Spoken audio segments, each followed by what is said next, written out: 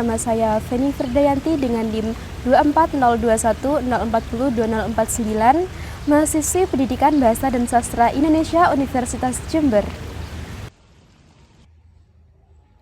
Assalamualaikum warahmatullahi wabarakatuh. Shalom, Om Swastiastu, Namo Buddhaya, salam kebajikan, salam sejahtera untuk kita semua. Yang terhormat kepada Dr. Parto MPD selaku dosen pengampu mata kuliah retorika, yang kami hormati Ibu Siwitri Purnani MPD selaku dosen pengampu mata kuliah retorika, serta teman-temanku yang berbahagia. Pada kesempatan yang berbahagia ini, saya ingin berbicara mengenai sesuatu yang sangat dekat dengan hati kita sebagai bangsa Indonesia, yaitu bahasa Indonesia. Bahasa Indonesia sebagai bahasa persatuan. Coba kita bayangkan di tengah keberagaman suku, agama, dan budaya yang luar biasa di negeri ini, ada satu benang merah yang menyatukan kita semua, yaitu bahasa Indonesia. Bahasa Indonesia bukan sekedar alat untuk berkomunikasi, melainkan jiwa bangsa yang telah membawa kita dari masa penjajahan hingga masa kemerdekaan. Jika kita flashback sejenak ke masa lalu, bahasa Indonesia ini lahir dari bahasa Melayu yang telah digunakan sebagai lingua franca di Nusantara sejak abad ke-7.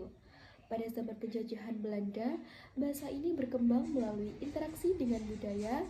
Namun, momen paling penting terjadi pada tahun 1928 saat Sumpah Pemuda, di mana para pemuda berikrar untuk satu nusa, satu bangsa, dan satu bahasa Indonesia. Saudara-saudara sekalian, persatuan ini bukan tanpa adanya tantangan.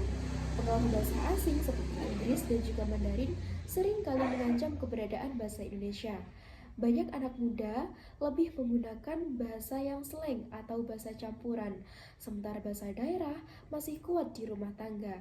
Ini merupakan suatu tantangan bagi kita agar kita itu harus waspada agar bahasa Indonesia ini tidak terpinggirkan. Tantangan ini bisa kita atasi bersama.